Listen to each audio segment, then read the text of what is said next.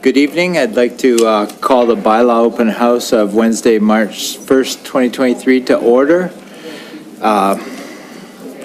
First, I have some introductory remarks. Council chambers in all municipalities in our country represent the seed of local democracy. The many acts that govern us understand the necessity of the collective voice when decisions are being made to grow our spaces, pass our bylaws, and to seek opinions into very complex issues. We recognize the right of the majority to decide, the minority to be heard, the public to have an opportunity to participate, and all participants be treated with courtesy and respect. It is imperative that elected officials, citizens, and staff have input, and it is paramount that we listen to one another and question one another, but we understand we do in a way that never undermines any person's ability or their dignity in our chambers. So we have several delegations tonight. If you can just state your name, or I'll call your name and just state your municipality. First up, we have Christopher Radisson. So welcome to come up to the podium, Christopher. Don't see Christopher here.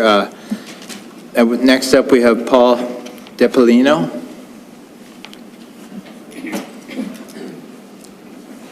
Hold on. Paul DiPolino, I'm a resident of Grimsby. I just had one quick comment and question. So I think the main point of what's happening tonight was basically an incident that happened, I think it's almost a year and a half, almost 2 years ago, with a resident being reckless with a crossbow that basically stirred what we're talking about tonight. And, you know, something like that, the knee-jerk reaction, I guess, that happened, the outcome of that is what we're discussing. And just to make a quick comparison and a question I just want to leave with is, you know, if somebody was reckless with, say, a baseball bat, you know, are we automatically just going to ban baseball? Like, it's similar. It's someone was just being reckless, and there's a whole community of people now, hunters, specifically being punished, which is unfair. So that's all I have. Thank you. Thank you, Paul. Up next, we have Bosco Senek.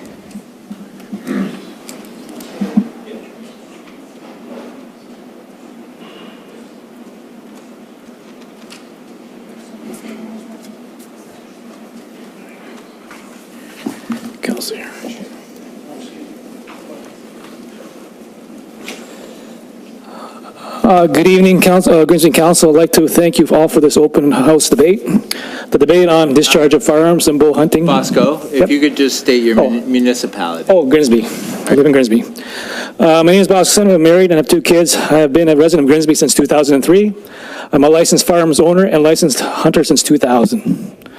I also train Labrador Retrievers for CKC hunt tests and hunting. If you ever want to see these amazing animals, come out to the West Lincoln Fair in September to Retriever demonstration. It's amazing what they do. Hunting dogs are conservation tools, and they help us find down game, and this has been done for hundreds of years. My current lab is CKC Master Hunter, which took many hours of training. I want to bring up what it takes to get a hunter's and firearms license. You'll need to take a 3-day hunting and safety firearms course with a minimum pass of 80%. Safety is stressed at all times, and it comes with an RCMP background check. As per RCMP stats, shooting sports and hunting is as safe as golfing. The Ministry of Natural Resources or game wardens can confiscate your truck, ATV, boat, guns, and depending on the hunting violation, they can go into your freezer without a search warrant and collect game if it was hunted legally. Hunting is a very controlled activity to help sustain our natural resources. Once you get your hunting and firearms license, then get ready to open up your wallet, just like many outdoor activities. Costs includes tags for moose, deer, etc. Tags go to conservation initiatives. You'll need a firearm. A good shotgun is about $2,500. A bow about $2,000. Boats, hunting clothes, trailers or boats, tree stands, pickup truck, SUVs to pull your boat or trailer. You can see the cost and time that I put into my activity, that we as hunters support our local economies, such as Canadian Tire, Grimsby Tackle, local car dealerships with pickup trucks, trailers. We also support conservation programs, i.e. Ducks Unlimited, Delta Waterfowl, Ontario Federation of Angler Hunters. They do support wetland restoration for wildlife. Why did I bring up the costs and the time that we put into hunting? Why would I risk all these activities? Why would I risk all of this to break hunting and firearms laws? I wouldn't, because the time, effort, resources that I put into this, right? Because of a few that break the law, why should we all be punished? It's like the small percentage of drunk drivers. Do we take cars away from everybody? Right? As far as the new bylaw ban, which bans hunting completely in Grimsby, duck hunters on the lake could create an issue with local residents, and I believe the council in haste enacted this new bylaw, which needs to be revisited. How is it I can step 1 foot off my property, because I live up on the mountain, onto my neighbor's property on Lincoln, and I could hunt with a bow, a deer, ducks, turkey, wild turkey, and geese, but I can't in Grimsby, and I'm like his neighbor, step over there, I can't, over here I can't. To me, it makes no logical sense. Where was I here? Okay, in my opinion, keep the lake off limits for hunting as per previous bylaw, but open up the bow hunting for deer south of Ridge Road and allow for hunting of ducks and geese on private property south of Ridge up on the mountain to help control the goose population, which is creating a mess in our parks and cemeteries. I would also like to mention the previous bylaw passed in 2021 that allowed hunting south of Ridge was too vague, but didn't mention caliber or shot restrictions, right? I would recommend the shotguns only, no rifle calibers. I would strongly suggest the council members work with the Ontario Federation of Angler Hunters on specific shotgun shot size. Back to the duck hunting on the lake. Apparently there was some issues. Apparently there was some confusion. In the town of Grimsby has been, back to the duck hunting on Lake Ontario. Apparently there has been some confusion if the town of Grimsby has jurisdiction over the water. I contacted federal wildlife officer, and after a lot of digging on his end, there is a piece of legislation called Territorial Division Act 2022 C-17 Schedule E that gives municipalities the authority over water. So as much as I would like to hunt on Lake Ontario, if council decides to ban hunting on the lake, then it must be respected. But open up hunting we had before from south of Ridge Road back. That's all open farm country. I asked council to please keep the Grimsby town website up to date because I bought my deer tag in June. The website said it was okay to hunt deer with a bow back in June of last year. Then I found out in July there was no hunting, there was a hunting ban. So I lost $54 for a tag, which I believe the town should pay to do misleading information. So we need to keep that website up to date and current. In the end, I would like to wrap up that the activity of hunting is not just about the harvest of the animal, but the experience of the outdoors with your family and friends. My daughter also hunts, which is nice to see her take a break from her computers and iPhone. Also, there is an adventure with your boats, your dogs, your ATVs, your decoys, etc. Thank you for your time and have a nice evening. Thank you, Bosco. Up next, we have Brian McRae.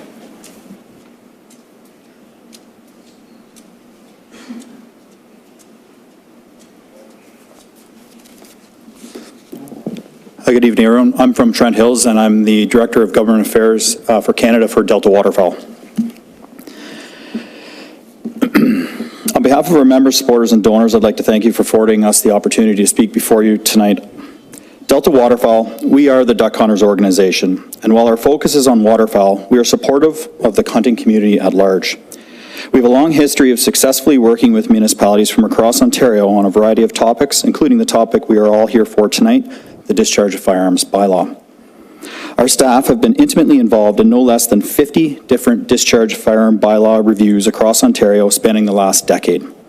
Delta's expertise and experience, coupled with our approach of having good conversations with all willing parties, have helped pave the way to mutually beneficial outcomes, which respects council's wishes for public safety, while simultaneously respecting individuals' ability to hunt, trap, and recreationally shoot.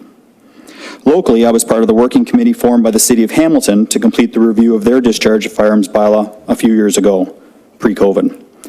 a process which proved to be well received by all parties and one that the town of Grimsby might consider. More recently, I was part of the working committee in Amaranth that had much the same outcome.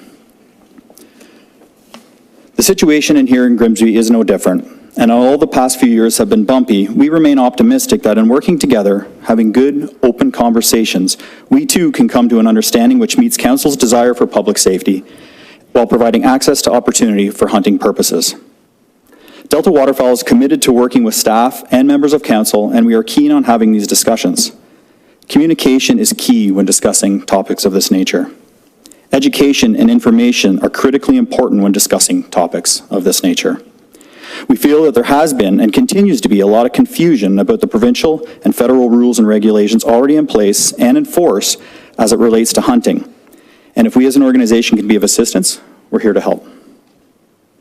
I specifically bring up the topic of hunting because a discharge of firearms bylaw generally will unjustifiably overly restrict hunting opportunities.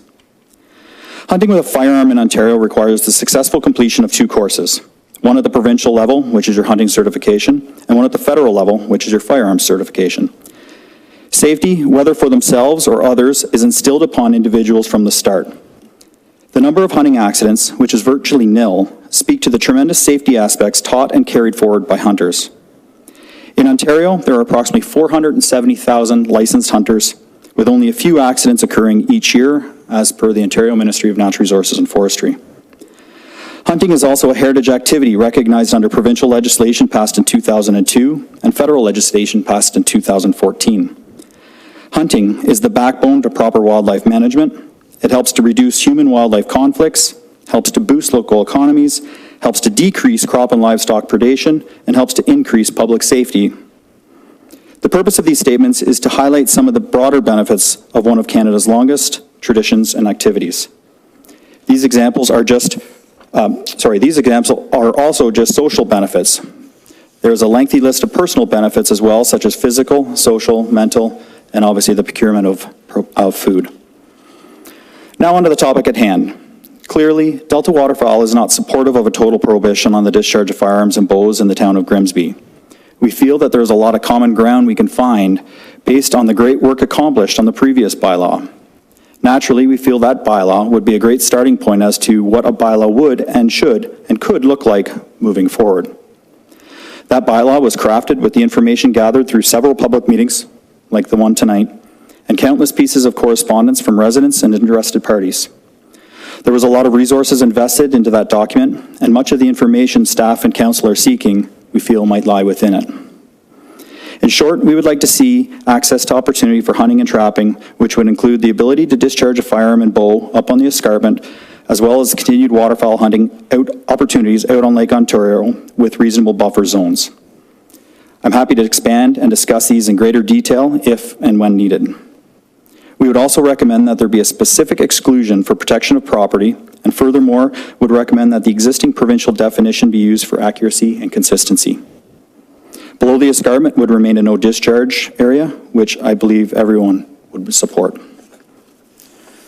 As indicated earlier in my deputation, we are 100% open to having good, sound conversations and offering our experience and expertise in assisting in any way I can. We remain confident that by working together, we can ultimately create a sound draft discharge of firearms and bows bylaw that would be satisfactory to most.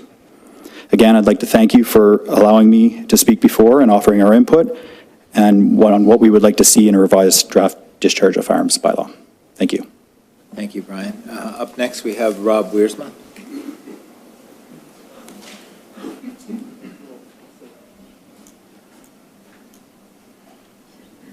Let me see if he's on. Oh, there he is. Welcome, Rob. Hi, how are you? I thank council for allowing me to speak. I see a few familiar faces that many were not council last time I was here. I've got extensive knowledge in the farming community as I grew up in the farm, and I'm actively in touch with a lot of farmers on the escarpment. I'm also an avid hunter and fisherman. I'm on the executive board of the Straight Line Anglers Club and former vice president of the Clinton Coyote Club. Safety is the #1 priority, obviously, in everybody's mind. As indicated, Brian said, there's been very minimal accidents with hunting, and normally it's just accidental discharge, very little deaths. So safety obviously is the number one factor there. Let me see. So we do a lot of coyote hunting. The problem with the 1976 bylaw, when that was instated and the one you're following now, is that basically you can throw that bylaw in the garbage because it's of no use for farmers. Back in 1976, farmers had a shotgun at their back door. They were allowed to do that. Nowadays, you have to have your gun locked up in a gun case with the trigger lock on, and the ammunition has to be separate. So I'll give you a scenario. A farmer looks out his back window and sees a coyote there. He's got to go unlock everything. By the time that coyote has moved away from the house or barn, it's amongst his cattle or his chickens or his pigs or whatever he has out there. He can't shoot it because the shotgun's gonna hit the animals as well. So it's basically of no use.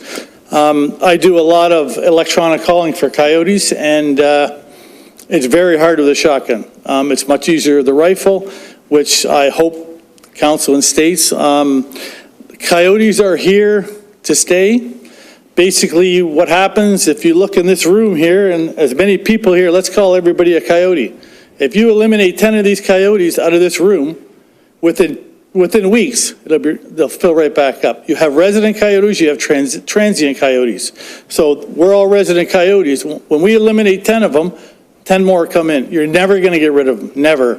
Our group shoots over 100 a year, and we'll do one block 1 week, shoot 4, the next week there's 6 there. They're perpetual, you just can't get rid of them. They also carry, in 2016, hunters aren't only killers. Hunters are involved in science, believe it or not.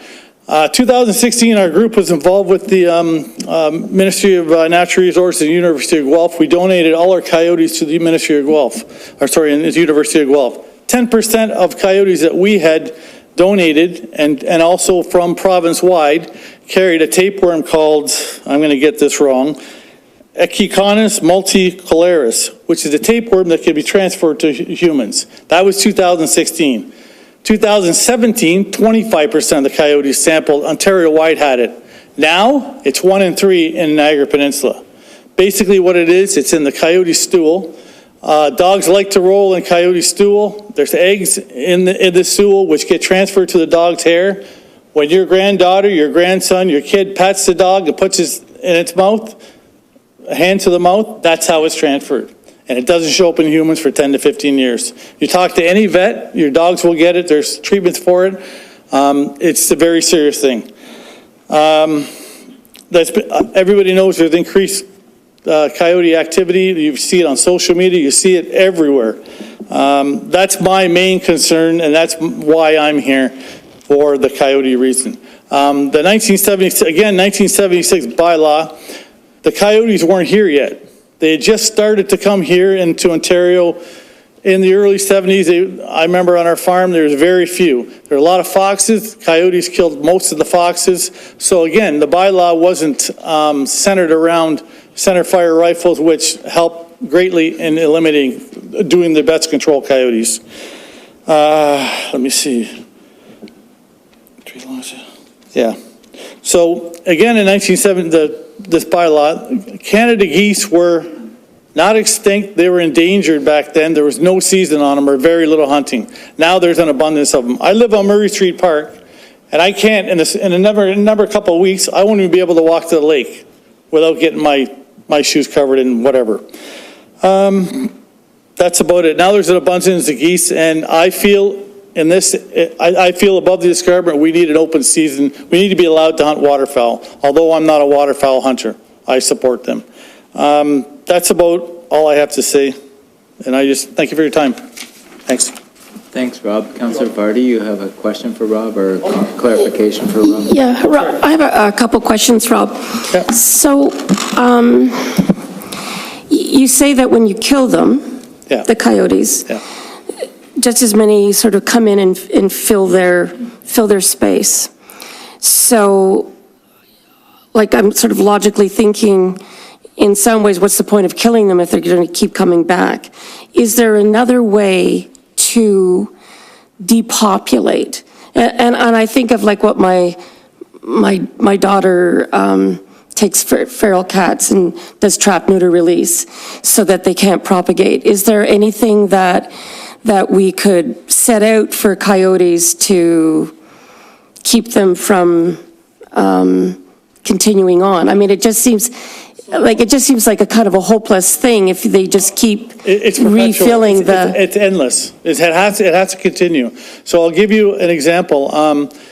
The coyote came from the southern states and out west. They're not native to Ontario. They moved in here and they pretty much eliminated the fox. But in southern United States, they introduced something, I'm going to get this wrong, sarcoptic mange. When you see a coyote that's losing its hair, that was intentionally put in the southern states to eliminate coyotes. Again, this is way back. I believe it was in the, I'm going to get it wrong, 40s or probably the 50s to try and eliminate it. But what they found is, and again, it's, when we're all gone, it's going to be cockroaches and coyotes. They're the only two survivors.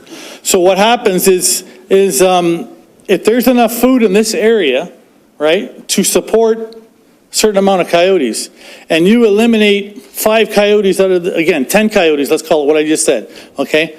Those other, if there's 10 breeding females in here, those other ones, I don't know the medical, or the term of it, they will have double the amount of puppies to make up for that. It's perpetual. There's nothing we can do about it except for hunt them. There's absolutely nothing.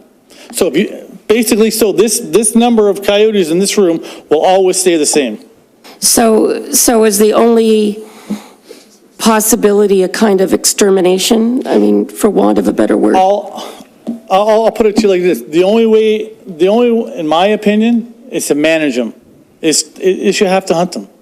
You're always going to get, in this room, there's a couple bad people here. You're always going to get a couple bad coyotes. You're always going to get that coyote that likes the taste of that dog or a taste of that cat.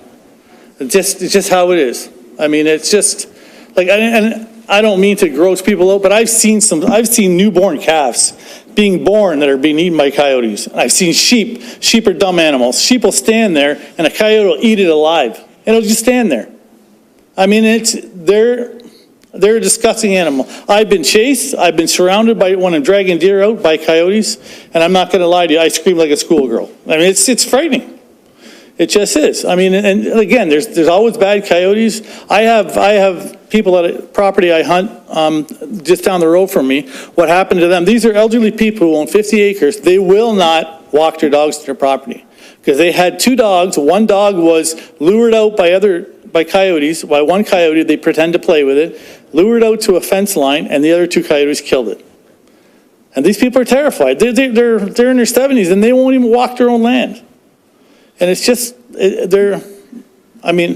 just how it is. I mean, and like I said, there's no getting rid of them. They're perpetual. They're always there. So again, like I said, if we shoot a couple one week, we come back to that same spot next week, there's more there, or the equal amount. It's never ending. Again, like I said, there's transient coyotes that move all over. They're looking for a home. I'll give you an example that was shown to me. A coyote was treated for mange in Toronto. When you catch a wild animal, you can't release it more than 2 kilometers from where you catch it. This coyote was treated for mange, cured, put a radio tracking collar on it. 2.5 years later, it went up to King City, it went all the way over to Brantford, all the way down to Fort Erie, and it was shot in Smithville. And that's in a 2.5 year time. That's one coyote. I mean, they travel miles and miles looking for a home. So it's endless, it's perpetual. It's just one of the things. Okay, thanks. Thanks, Rob. Up next, we have Mark Rickman. Good evening, everyone. I'm online. Can everyone hear me? Oh, yes. Yeah. Just state your municipality, Mark. Sure. This is Mark Rickman. I'm the manager of policy with the Ontario Federation of Anglers and Hunters here in Peterborough. Good evening, everyone. I was hoping to be there in person tonight, but came down with the sniffles over the weekend and haven't shaken it yet. So out of respect for everyone, I decided to do this virtually. So on behalf of our 100,000 members, supporters, and subscribers, and our 725 member clubs, thanks for the opportunity to speak on the discharge bylaw tonight. Over the last decade, we've been involved in over 100 discharge bylaws at municipal councils across the province. In many cases, local councils or staff have contacted the OFAH seeking our assistance in crafting these bylaws, given our extensive expertise in this matter.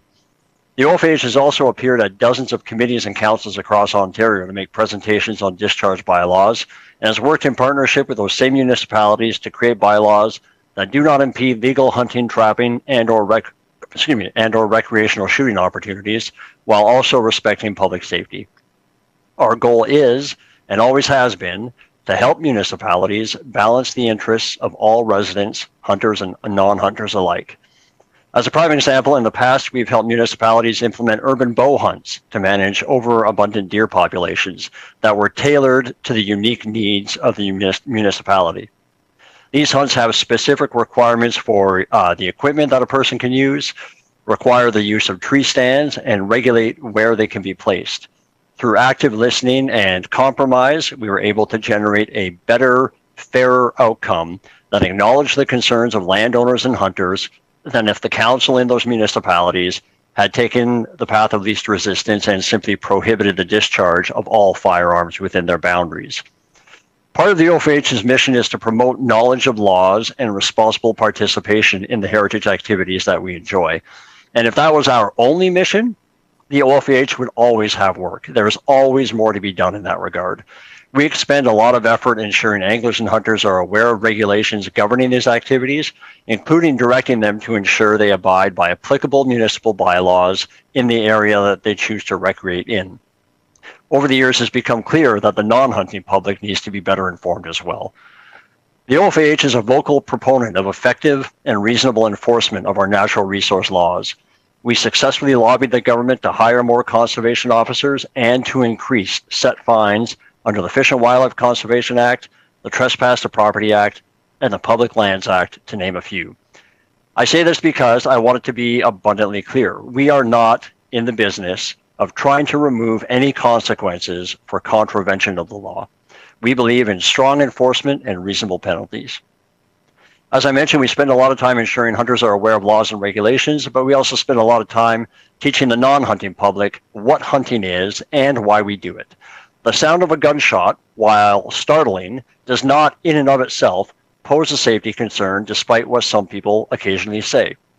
We have to remember and we have to communicate that hunting is generally a very safe activity. Anyone wishing to hunt in Ontario with a firearm, including a shotgun, is required to complete 2 training courses, as has been mentioned already, the Ontario Hunter Education Program and the Canadian Firearms Safety Course. We have an excellent hunter ed program here in Ontario, which the OFAH administers in partnership with the MNRF. Established in the 60s, it has made significant improvements to hunter safety. Prior to 1968 and the implementation of hunter education requirements, there were over 100 incidents every year. But in the 10-year period from 2009 to 2018, as an example, there were 86 incidents in total.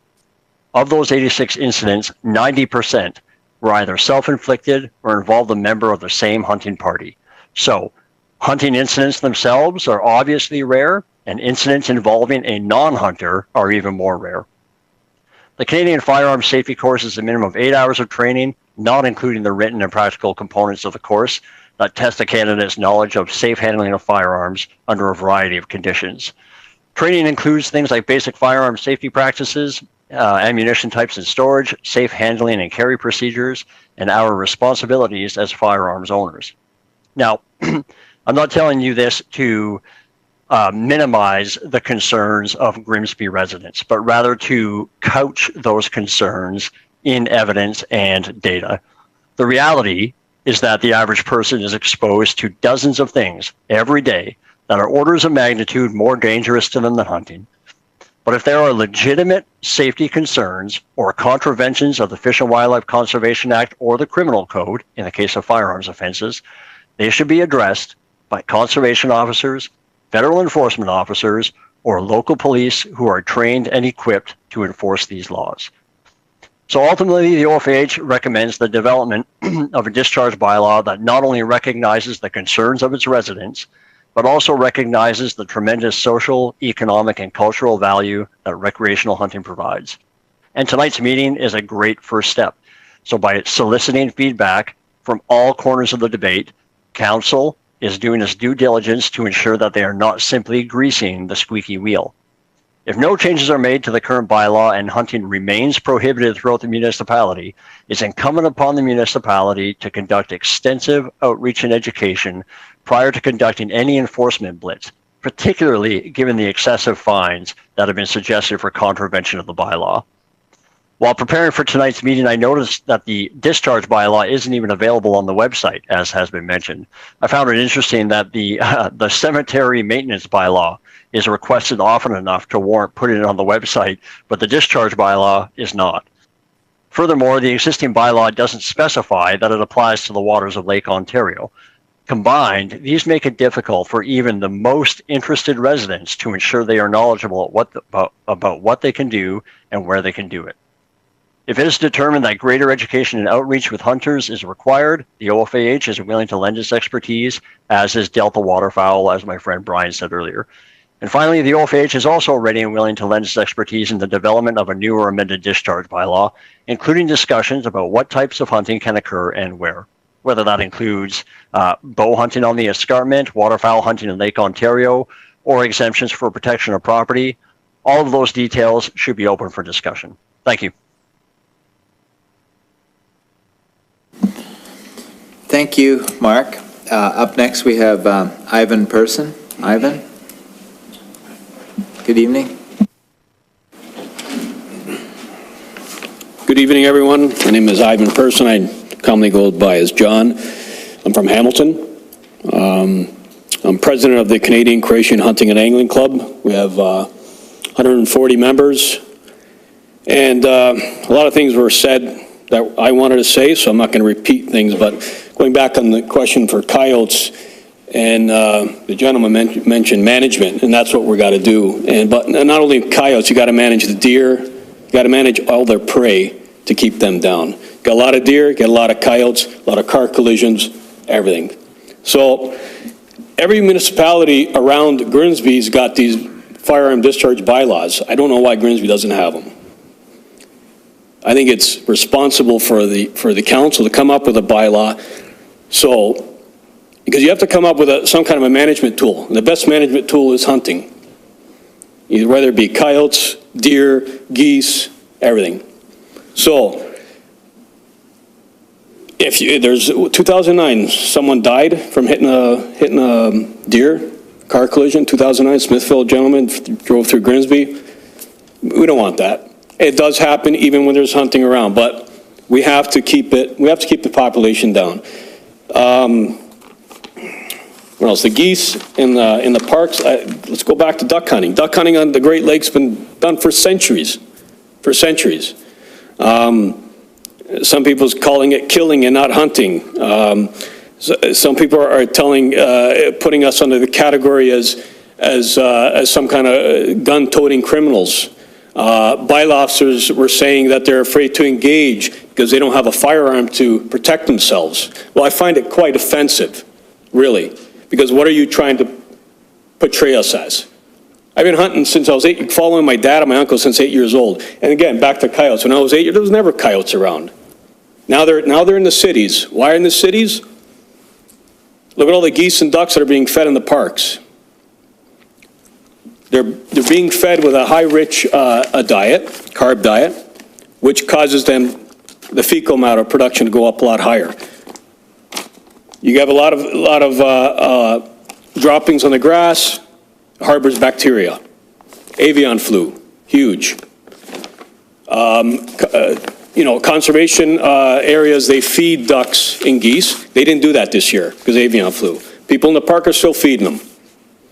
I'd put a bylaw against that.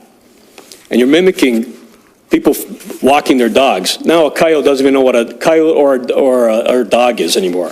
So these people that are collecting dead carcasses on the side of the beach and telling it's my fault. I can't imagine all the ducks and geese that are getting killed at night or during the day when no one's around, when the coyotes are moving in and taking their easy prey. Because they don't know how to fear. You took that away from them. I can't imagine how many ducks and geese that people don't even see that are being taken. And coyote, yes, it's an invasive species. So, back to, the lake, duck hunting on the lake. Other municipalities have buffer zones, as mentioned earlier, 300 yards, 200 yards, 500 yards, whatever it is. I heard a meeting that, you guys are just throwing out numbers, such as yourself, you said up to $100,000 fine for duck hunting on the lake. Okay, where is the border on the lake? You have a corridor from Grimsby right to Toronto, so anyone crossing in that area, like waiting for people on a dock to find them, how? They got an encased firearm. I can drive through town with my firearm in a case locked in my trunk and no one can do anything about it. Just like I can drive my boat in a lake with an encased gun. So if you have that buffer zone, I mean, these bylaws, what I'm seeing here is you have to look at the facts. You have to educate yourself and look at the facts and why we need these bylaws. Not emotional reasons. This is all emotions. That's all it is. Because not everyone agrees with hunting and killing an animal. They think their pork chop just comes out of the sky. Something's got to die to eat. And thankfully for hunters and gatherers from centuries, humans exist because of them. If they didn't hunt and fish and gather millions of years ago, we wouldn't be here today. So I've been hunting for years. And again, I do get offended when people think that I'm a gun owner and what if something happens with mental health and I go nuts and start shooting the city. Anyone can rent a van in Toronto and run down 10 people. It's ridiculous. And I find it offensive and discrimination against us. My son shoots Olympic trap shooting. He's going to keep competing in Texas. He's going to compete for the Canadian national team. Is that a criminal? He loves the sport of hunting. It's the safest sport around. Look at the statistics. And don't look in the States. Don't look anywhere else. Look in Canada. Look in Ontario. That's where we are. So, there's so many things here that, back to south of Ridge, so much farmland. Why not use a .22 caliber to hunt coyotes? You have in the bylaw that a farmer can protect his livestock. Well, livestock is being eaten at 3, 4 in the morning, 2 in the morning. And like the gentleman said, the gun is locked.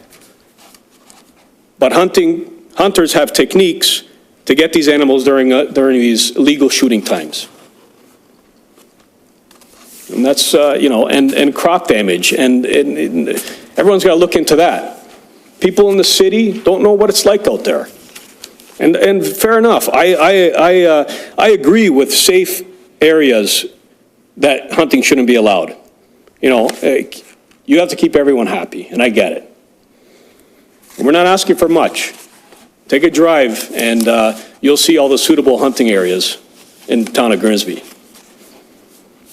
So if people think that feeding some bread to some geese and ducks in a park is adding to conservation, they're out to lunch. Because next time if you see a wild turkey or an elk in Ontario, you're welcome. Because that's people like us, hunters and hunting groups that put back into the conservation. And all our money's dollars goes there. So that's all I have to say. Thank you very much.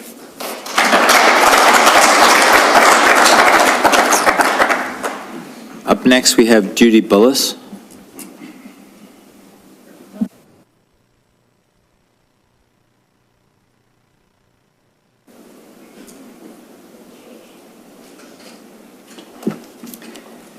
So the emotional part starts now, I guess. Judy, if you could just I'm sorry, I'm state from your Grimsby. municipality. I'm from Perfect, Grimsby. thank you. And I live on the water, on the lake, on the shoreline. And I'm going to be the squeaky wheel, the hunting and fishing fellow who was very well spoken, and everybody here has been tonight too. So I want to start off by saying, first of all, that I am not anti-hunting. And if that could just register while I read the rest, I'd be grateful. I'm not even sure that I disagree with hunting south of the ridge, because I had a farm myself. I've been in Grimsby for 10 years. Half of it was, I had a small 12-acre hobby farm, and some animal ate every last chicken I ever had, and I'm not a hunter, but would have probably been able to use one at the time. And then for personal reasons, we left that, mostly because I'm too old to run a hobby farm, and we moved to the lake. And for 10 years, I never heard a single shot.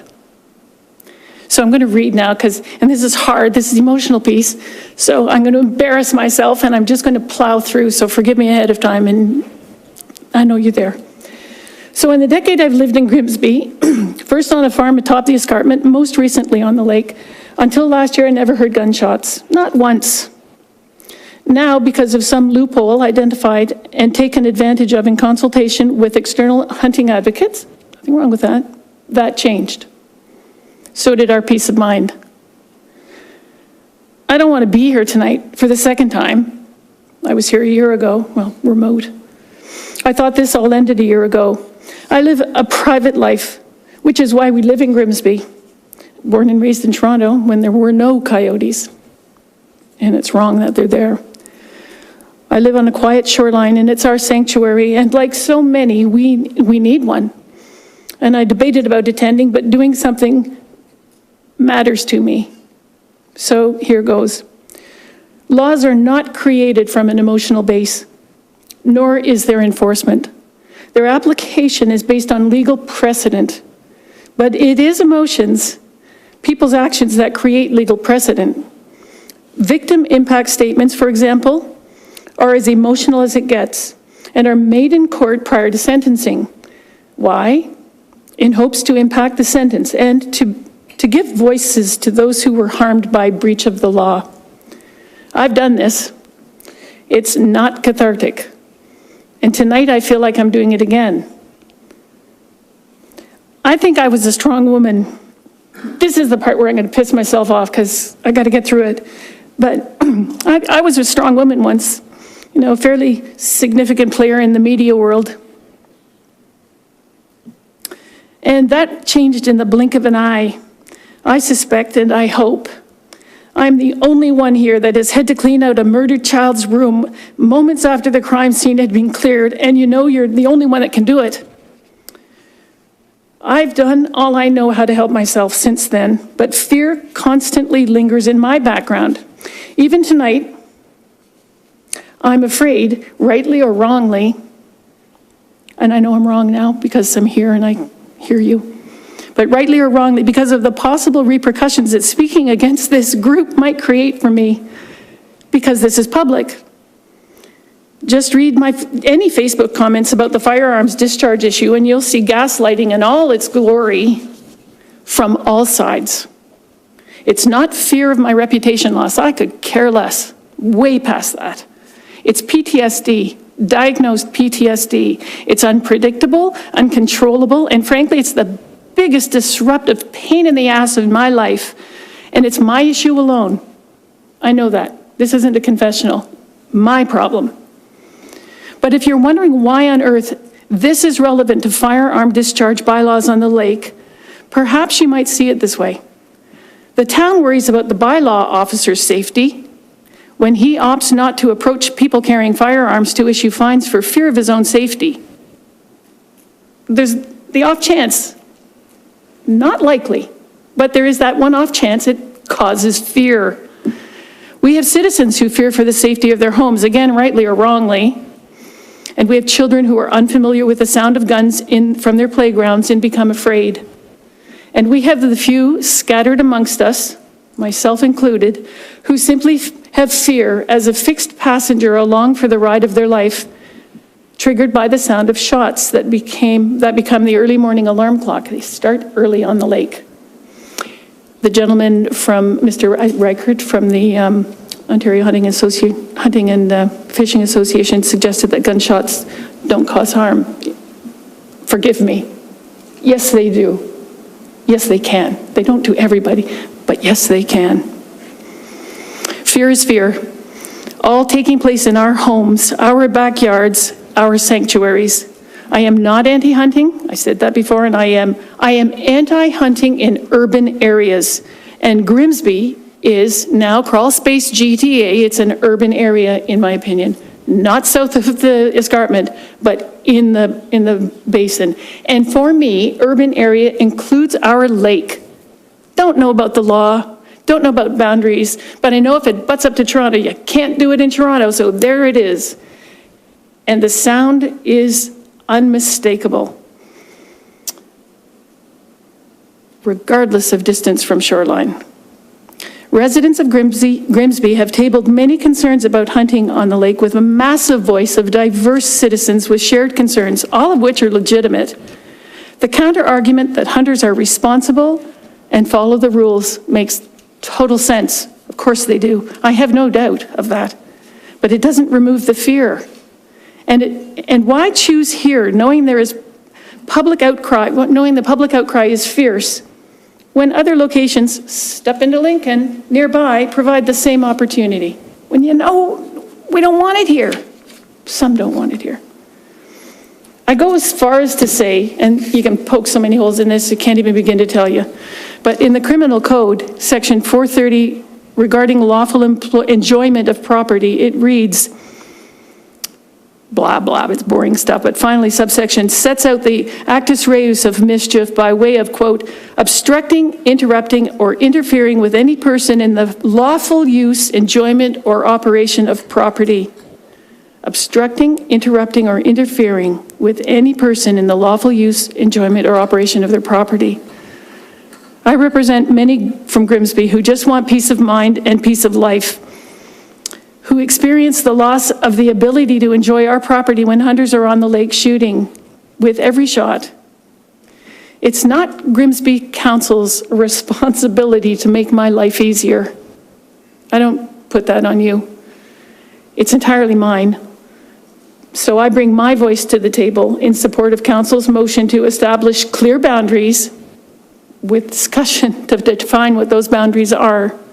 But clear boundaries, clear and applicable fines to offenders with high fines for severe and or multiple offenses to prevent hunting on the lake and to ensure that the bylaw as it exists regarding other boundaries is ensured and enforced. I assume within that comes appropriate conversations. I think there have been many. And I think Council has set themselves in a position to be well-versed in what Grimsbonians, man, I hate that, Grimsbonians want. Anyway, that's the emotional argument, ladies and gentlemen, that I bring to the table. And I'm grateful for you hearing it.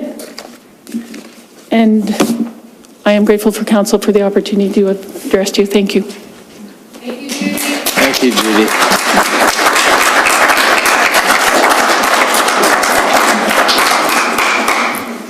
Up next, we have Melissa Wildgars.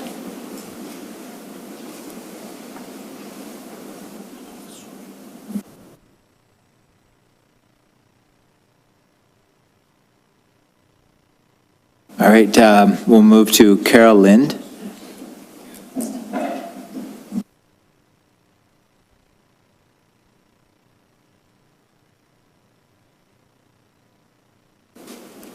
Good evening, everyone. My name is Carol Lindy, and I am from Wellandport. I'm a wife and mom of 4. I work 3 days a week at a greenhouse, and I run my taxidermy business the other 3 days of the week.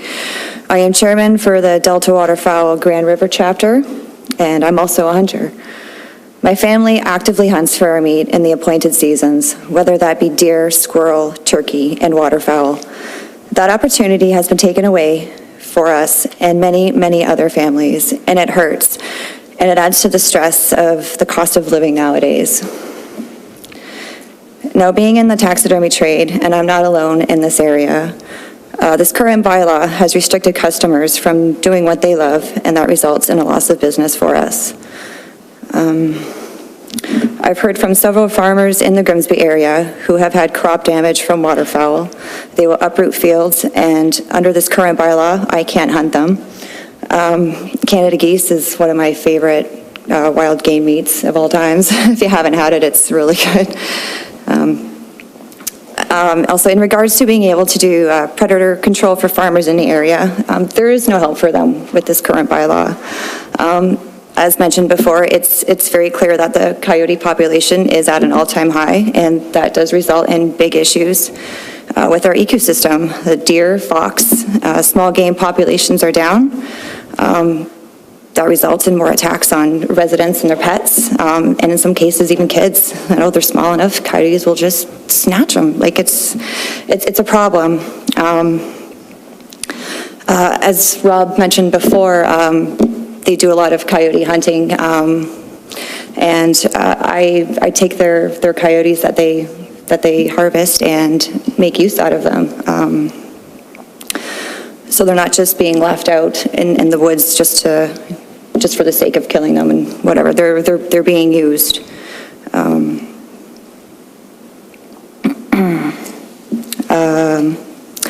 So yeah, I think the opportunity needs to be opened back up for hunting. I believe it's our right to sustain ourselves and to do our part when able to help out our local farmers, and this can't be done with the current bylaw in place. I've been asked by a good friend who is a farmer in the jurisdiction to pass on their thoughts, and I will close with that. They write, "I'd like to make note of how important responsible hunters really are. They definitely help keep coyotes and predator problems in check, and we depend on you guys for coyote control. And we need hunters, and we need our hunters, and this current bylaw is of no help." So, thank you for listening.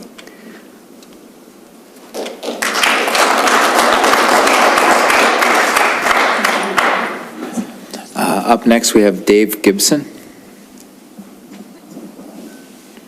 Good evening, Dave. Dave Gibson. I've been a Grimsby resident for about 15 years, Ward 1. I just wanted to make sure that a letter that I wrote to News Now gets entered into the record. So I can read the letter. I guess that would be my plan. It's take less than 10 minutes. Yes, we'd welcome you reading it. Okay. I wish to express my dismay at the adoption of the current discharge bylaw and Bowes bylaw that are now removes hunting as a recreational activity within the town of Grimsby.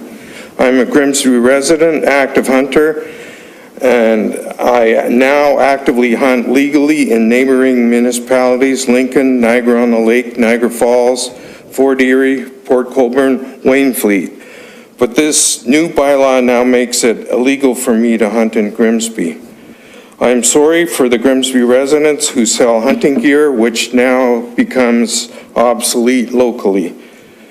I truly thought Grimsby Council had got it right when they previously adopted bylaw 21-86, a bylaw to regulate the discharge of firearms and bows in the town of Grimsby. The bylaw had 3 discharge zones: a no discharge zone largely below the escarpment, an archery zone only on the escarpment bench largely, and a discharge zone further south. The bylaw seemed reasonable, and I had hoped that it would serve as a model for other municipalities. Under this bylaw, the anti-hunting sentiment, which is now strong in non-rural Grimsby, had their no discharge zone largely below the escarpment.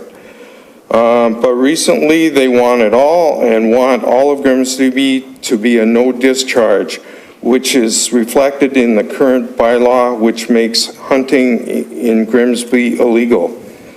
The formal bylaw was criticized by anti-hunters because it was created with input from the hunters, the Ontario Federation of Anglers and Hunters, and other conservation groups like Delta Waterfowl. To me, this is not a valid criticism, and it did show that the town of Grimsby consulted those that were most impacted by the bylaw. Conservation groups and hunters would, through their volunteer groups and financial donations, do more to protect wildlife and wildlife habitat than all the anti-hunting and naturalist groups combined. The current bylaw is encouraging these conservation groups now to take their good work elsewhere. I think The former bylaw 2186 was a sound bylaw, perhaps even with some tweaks of the boundaries of the 3 zones. I hope council will re-examine it with the goal of maintaining a balanced approach that provides for some hunting opportunities in Grimsby. A concerned resident and hunter, Dave Gibson. That's my letter. If you have any questions, I'm quite knowledgeable. Hunted for years, worked in close professions when I was working. I'd be glad to answer your questions. But Thank you. if you want, I can comment on coyotes, and I wish I could tell you there was a solution, but the studies I've seen, scientific studies, basically say it's very difficult to get rid of coyotes. And any area that's tried poisoning, hiring snipers, opening hunters, every measure possible to get rid of coyotes, the coyotes were back to normal within 5 years. And that's being experienced by government after government after government. Unfortunately, you know, that's nature just following its course. You push the numbers down, they're going to come back to normal.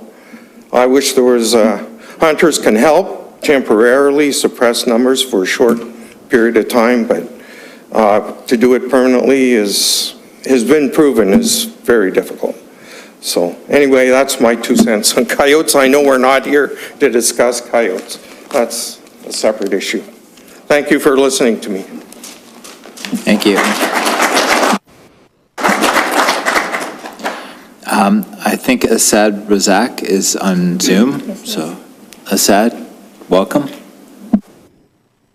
Thank you. I hope you can hear me. Yes, we can hear you well. Just state your municipality, please. Lovely. I'm a resident of Grimsby and have been since 1999. I thank you, Mayor Jordan, and the members of council to be given an opportunity to make my comments on this issue known. I've got 4 main areas of concern, and I will go through them one at a time. I just did want to raise a point of personal privilege that a previous speaker had mentioned. There were perhaps a couple of bad people in the audience. I don't believe there's any bad people in the audience, and I will certainly suggest that I'm not one of them either. So the first issue I want to address was that just over a year ago, on February the 7th, 2022, Grimsby Council, after hearing many arguments for and against the use of firearm bows in Grimsby and on its waters, chose to have no discharge of firearms and bows in our town.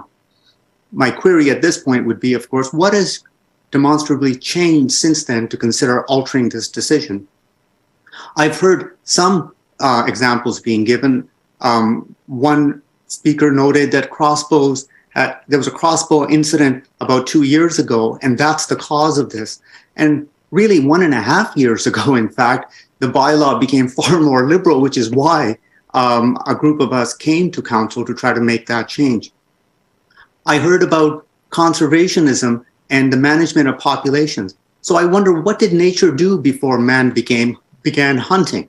So I'm not certain if that actually applies. I've heard about contagion from wildlife. Well, we have microbes living on our skin. And if some of them invade our bodies, we can get into a lot of trouble. I could mention Staph aureus. So I'm not certain if that should necessarily be the reason we make a change in the bylaw. Along with Councillor Vardy, I heard that the coyotes population locally can't be diminished. So why take on that work? And I agree. Why would you go through an exercise that doesn't demonstrably change anything, all along with the risk that's associated with it? I heard that in cars, we can have accidents. And I would suggest to those folks that, in fact, motor vehicles are restricted to a roadway and the activities contained there. When a bow or bullet may go astray, it's not controlled any further and can go a fair distance. And not that I think hunters are doing this on purpose in any way, it's an accident. And that can lead to a tragic consequence. So I don't think a bullet or a bow is the same thing as a motor vehicle. So again, I come back to the point of what has demonstrably changed since a year ago that this decision is to be overturned. My second area is of concern or point of information is that there was a petition that was done on change.org. It was in early 2022, and it was the No Hunting in Grimsby Neighborhoods. It was put into the field on the 28th of January 2022. A data poll was done 9 days later, and compared to the Keep Our Hunting in Grimsby legal petition that had been on change.org for 17 days, that is to say, almost twice as long. And these were the relevant findings. A, over 13,000 signatories for the no hunting petition versus the 1,396 for the pro-hunting petition. B, as the petitions were on the World Wide Web, not all signatories were local residents. By using postal codes, it revealed that 469 signatories were Grimsby residents in the no hunting petition. Now, if I apply the same percentage of Grimsby residents were present in the pro-hunting petition, I think that's fairly generous and reasonable, then one would estimate 50 Grimsby residents in the pro-hunting position. As such, far more Grimsby residents appear to not want hunting in Grimsby. C, residents in nearby communities, and I've heard some tonight, a gentleman from Hamilton, and we've had people also from Welland, and some even further away. But residents in nearby communities like Beamsville, St. Catharines, Smithville, Stony Creek, Hamilton, Dundas, Burlington also signed the no hunting petition. And so the Grimsby plus nearby community signatories were 1,546. This value is actually greater than the 1,396 total signatories in the pro-hunting petition from all over Canada and possibly beyond. These numbers, of course, were at a short time after the petition. And I can confirm those numbers rose to a much higher level for the no hunting petition. In fact, there are about 19,000 by March the 2nd, about 5 weeks into it. And I am happy to share the raw data with Council upon request for verification. Issue 3. In consideration of the firearm bows and hunting bylaw issue, the town of Grimsby needs to consider many things. They include safety of residents from hunting accidents. Once it happens, there's no going back. The peaceful enjoyment of the town by all its residents. The reflection of the view of the majority of the town residents while ensuring the safety of any and all residents. And the reflection on the image of this town as it hopes to prosper and attract economic development. And this would include tourism. What we saw just prior to the ban on hunting in February 2022 was open hunting on the ducks on Lake Ontario, just off our shoreline, including towards the shore by hunters on the water. I would submit that was not helpful to our image. So again, I urge Grimsby Council to wisely maintain a ban on the discharge of firearm, bows, hunting in our town and waters. Issue 4, the current survey on Let's Talk Grimsby. As a preface, I commend the town of Grimsby in trying to gather views of a broad cross-section of Grimsby residents. I hope it captures the view of many and not a few motivated residents in any special interest groups. Please recall the active role of the Ontario Federation of Anglers and Hunters played in the last review of this bylaw and seemingly now again. A real concern I have is this survey is that when taking it, I saw no attempt to clarify to those surveyed that the current review does not focus on the farmers' ability to defend their livestock assets from predators and pests on their property. In fact, the current bylaw review is about sport and recreational hunting in Grimsby and its waters. I fear without this understanding, some will conflate the two distinct and separate issues. This may cause some to support a change of the bylaw, thinking that farmers are not able to defend their livestock on their property as it stands. And in fact, that's not true. They can. In any future survey, I submit distinction needs to be made clearly and at the start of the survey. The survey further tried to gather opinions regarding different areas of Grimsby that could have recreational hunting. For example, as in south of Ridge Road.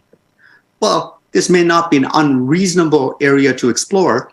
Please consider that Grimsby residents routinely move between different neighborhoods, and no one stays within 100 to 100 feet of their home. So residents will go up the escarpment to the waste management site to perhaps Southward Park. And the issue of a accident occurring still do apply.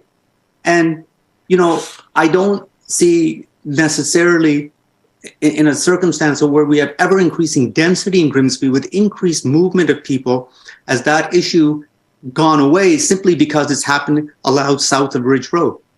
So I will end there with once again urging council that, yeah, they do need to hear from all residents, and what I feel is the silent majority, as I think the petition that we ran last year demonstrated, and again, to maintain the ban on the discharge of firearm bows and hunting in our town and waters. I thank you for your time. Thank you, Asad. The last two delegations are both written. I'm not sure if they're here. There's Bruce and Laura McKenzie. I don't see them. Not on Zoom either. And then Mark Dinga. Oh, he's on Zoom. Mark, if you'd like to speak, you're welcome.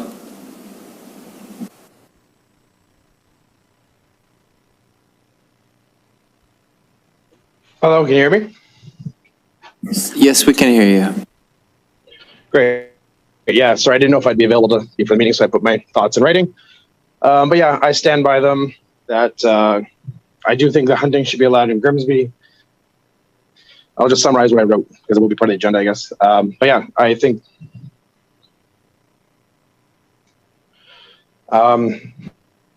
sorry, you want my video on? Kind of dark right now. Hi there. Yeah, I would just say that I think hunting should be allowed in Grimsby. The previous bylaw that did allow the different zones for different discharge, I think was appropriate and reasonable. I think it does, taking away hunting in Grimsby in its entirety, I think creates a divide between people both that are more rural living, more urban living. I think it's reasonable to understand the more urban areas. There might be some restrictions. But yeah, I just think that there's been shown the benefits both economically, culturally, through heritage, and these activities and control of animal and wildlife and prevention of car accidents. There is a place for it, and I think that we don't need to see any more division amongst people, and we can do it safely above the escarpment especially. So I guess I propose that I think we should go back to the one that did have a consultation with the OFAH, and that was a good place to start. I think there probably is some more work to be done maybe along the waterway that again we should consult with the experts in these organizations and the people that do that hunting. But yeah, I just think that we had a good thing going there and going in the right direction, and I think it can be done safely. Firearms owners and hunters are very well vetted, and I'm kind of reiterating a lot of what everybody said, but so I won't repeat it, but thank you for the time today. Thank you, Mark.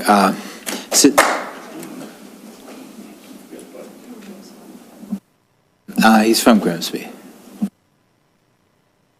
All right, since we still have time, and it is a public meeting, we are able to open up speakers from the floor.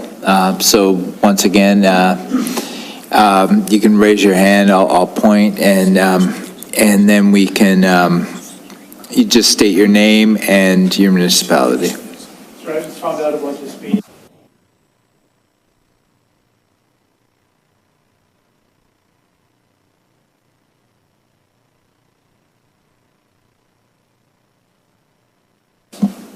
Be able to get up this. Yes, yeah. Bearing in mind that I'm very hearing impaired, so if I'm speaking too loud, give me a thumbs down. If I'm speaking not loud enough, give me a thumbs up. All right, so you're welcome to take the podium now.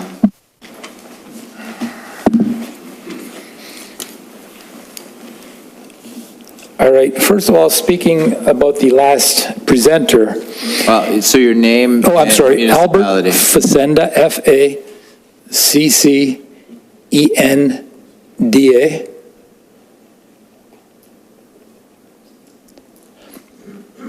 Okay, so and your municipality. Where do I live, or? Yeah. Burlington. But I owned a farm on Kemp Road for about 35 years. All good. All right, the last gentleman brought up risks. hunting, shooting activities are some of the safest activities one can participate in. If you're using statistics to ban activities, you would have to ban an entire list of activities. And let me read just to what some of those activities are. Football, basketball, skateboarding, soccer, wrestling, bicycle riding, baseball, cheerleading, softball, snowboarding, tennis, wakeboarding, golf, running, mountain biking, and archery. These sports are all statistically much more dangerous than hunting or being hurt by a hunter. So I don't think that gentleman is prepared to ban all these sports. So to pick on this specific one on a safety issue is, in my opinion, incorrect. I mean, you can't pick one and say we'll allow safer activities or activities that aren't as safe to proceed. I'm just going to stop you right there because it's not about comparing speaker from speaker. Just you just need to add your information. I'm addressing concerns, and I think a safety issue is a big concern, and it's been brought up to the meeting. So it's the elephant in the room. I'm trying to explain that there are no safety issues with hunting. Hockey arenas, they're much more dangerous. So to suggest that there's a danger in discharging firearms to an extent higher than anything else is incorrect. The woman brought up the fact that, people talk about eating meat. Well, as a hunter, I eat meat. What do these people that disagree with eating venison, etc., do? What do they eat, grass? I mean, we're being told what to eat. This is, a little extreme. In Thunder Bay, they had a problem with deer population. They were having 800 deer vehicle collisions a year. People were being injured and some were being killed. I mean, that's an awful lot of deer vehicle collisions. The council had the courage to pass a bylaw which suggested that in most of the city, where appropriate, people were allowed to hunt in their backyards, 10 feet off the ground, and shooting into the ground, or the trajectory shooting into the ground. The deer vehicle collisions were reduced by 700. So imagine how much damage and how much danger was taken away by councilors being brave and doing the right thing. I mean, sometimes you have to say, well, what is the right thing, not the easy thing. The deer that occasionally cross the roads are much more of an impairment and danger to the citizens of Grimsby through deer vehicle collisions than hunters pose sitting in a field. A hunter sitting in a field poses no danger to anyone. Deer hunting in South Burlington has been going on for some 30 years. I've archery hunted on my farm for over 30 years, and I don't know of any accidents that occurred. I'm not aware of any negative impacts. I'm not aware of any problems occurring. A hunter in the field is of no danger to anyone. In terms of coyotes, I'm from Burlington. You probably heard that the coyotes in Burlington lost their minds for a year. They started attacking people. I believe 7 or 8 people were attacked. Animal rights activists, this is, don't touch the coyotes. They're just doing what they do. When the coyote finally bit a child, the mothers and women of Burlington demanded these coyotes be eliminated. They hired professional snipers to come into Burlington, and they unfortunately had to kill the coyotes. From that point on, there was no attacks happening. Sometimes you have to sort of man or woman up and make a decision that's right. Coyotes eating babies is not a good thing, and controlling their numbers, but more importantly, putting fear into these coyotes where they wouldn't think of going close to a human being is what matters. Coyotes that are scared of humans, these attacks don't happen in the country. They happen in the city because they've been habituated, been fed, and they no longer fear human beings to their demise. How many people here have shot a firearm, just so that we understand? All right, so a firearm in the hands of a person who is vetted, because you can't have a firearm unless you've got your PAL. And your PAL is given to you once you pass a criminal background check, once you pass a psychiatric check. You have to have doctor reports. and you have to verify these, and they do criminal checks. So you know a person in the field doesn't have a criminal record. The conservation officers do not fear approaching hunters in the field because they know generally the ones dressed in yellow are hunters who have permission to be there, and the ones they should be worried about the ones that are dressed in camo who are hunting in the evening, etc. So this fantasy or this aura of danger, it was brought up today that someone in this crowd speaking negatively against hunting was somehow in danger. And I take offense to that. This aura that somehow we as a group are dangerous or would threaten people who don't agree with us, that's completely false. In my opinion, everyone should have a voice.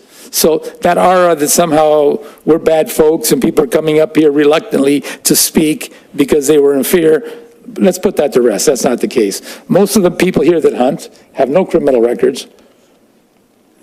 They're decent and good people. Very rarely will you get a room full of people that have all been vetted and you know don't have a criminal record.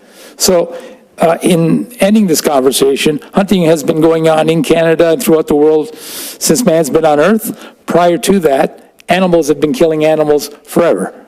I mean, when you catch a fish, he thinks he's eating another fish when he bites your lure. So wolves, bears, thousands of animals, they harvest animals every day. It's not a perfect world, but like I said, the food you buy at Fortino's had parents at one time. People start to believe that they just fall out of the sky, as one gentleman said. And in fact, we have farms that grow animals in the most inhumane conditions you can imagine. An animal harvested in the wild gets to lead its life the way it should. And more importantly, it knows what to eat. So when you're shooting a deer or any other animal and you know what is inside that deer, at least you know what is inside that deer, and you have no idea what farmers are feeding their animals that grow in farms, etc., nor the conditions that they live under. So it's much more humane than farming, and the safety record speaks for itself, and where it is reasonable, hunting should be allowed. Thank you. Thank you. If you have any questions, I'm more than happy to answer them. Yes, dear. I just want to make a comment, actually. So I have shot a gun before, .357 Magnum, when I was about 13 or 14 years old because a friend's parent let me. So we can say that, well, yes, you're licensed and you go through all this stuff, but there are situations out of the norm. And just want to comment that, well, yes, most people in here are respectable. It is hard to stand up and be a voice because many times you do get harassed, and that does happen in our community. So just want to comment on that. But thank you for everything you said. All right. Thank you. And if I may add, I have been harassed for taking the positions that I've taken. So Politician Trudeau he's taken the task on what he says, Harper before him. When you're in political life. No, I don't think I deserve to be called a Karen, and the only thing I'm good for is go fetch some coffee. No, I mean, if you want to debate with me, which is not what I'm doing right now because it's not permitted, but if you want to debate with me or discuss with me, that's fine. But when it sort of degenerates into that kind of conversation, I don't really have a lot of time for it. It's not useful, it's not productive. But I'm saying, when you said no one ever, faces any kind of backlash for the opinions that they have, I can tell you that very clearly that's not so. Would that be true with all people who are being discriminated against, and what they do is, even though it's safe and everything else, is trying to be banned? I mean, I can make an argument that if we use the parameters on what some people introduced today in terms of safety, we could ban homosexuality because it's very dangerous. All right, we're gonna stop it there. Yeah, we're gonna stop it right there. No, we're gonna stop it right there. You can leave the podium. You're done. Okay, this person right here. His 10 minutes are up. Your 10 minutes are up, so. Oh, conveniently, actually, okay. So. They are, actually. I've been timing. They actually are, so right here. Right here. And just state your name and municipality. Grimsby. I've been in this from day one with you guys. I see a lot of new faces here. I see a lot of you that I recognize. So this started last time. Council last time had no clue. I'm not even going to talk about the hunting part of it. I'm going to talk about you guys. It's you guys I'm going to talk about. The new members, and the old members. It's not about us. So, Yeah, you just stick to what's being done we're talking about tonight. safety. You guys are the ones deciding on the fate of safety of this town. No, you're not going to, I'm not going to have you talk about past things or previous council or the council of the day. You're very welcome to state how you feel, whether you're pro-hunting. I feel whether that you're I have against been deemed a criminal as a male also, because there is videotape of men with guns in this town, and that is an actual video. Well, you guys all have it. It's on the website, or it's probably taken off now. That is what I'm talking about. We need to talk about the real. What is safe in this town? Is this really, or is this politics we're talking about? You guys need to smarten up. Let's talk about the real facts and everything.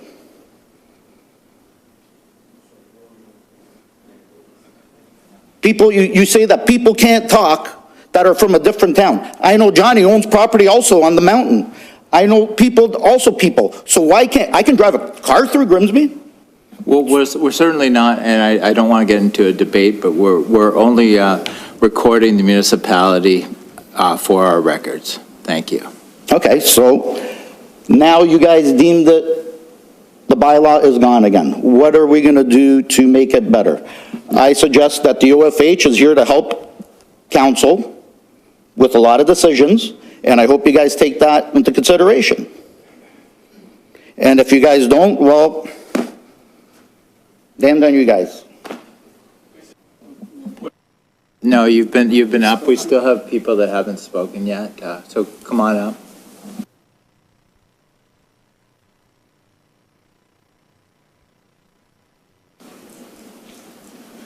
Hi, I'll be quick. It's Ann Rampato. I live in Grimsby. I live on the lake, been there for 6 years.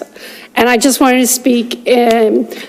I commend our hunting group. You have fantastic communications and have this great, huge representation that's here that's speaking on safety and so on. And, you know, I actually agree. South of Ridge, you can probably do something.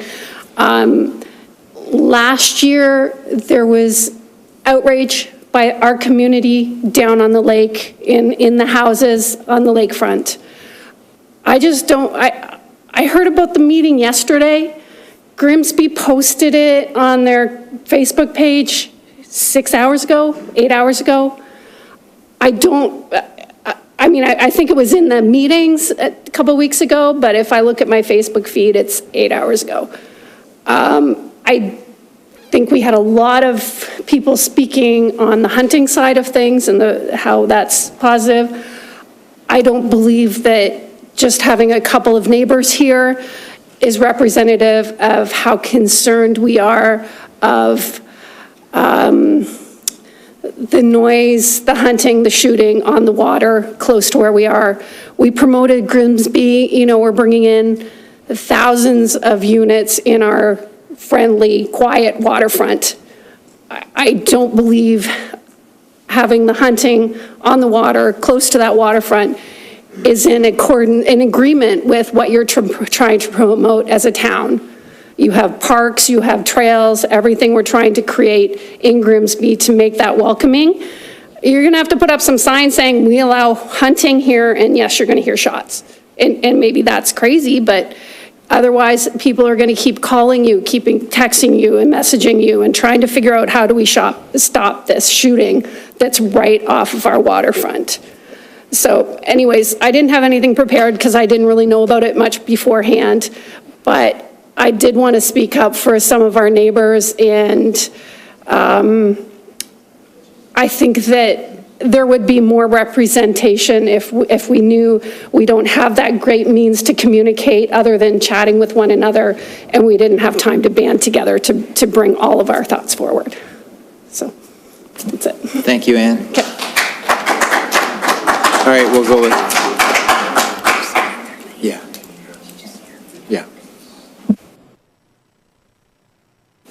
Hello, Council. My name's Steve Montague.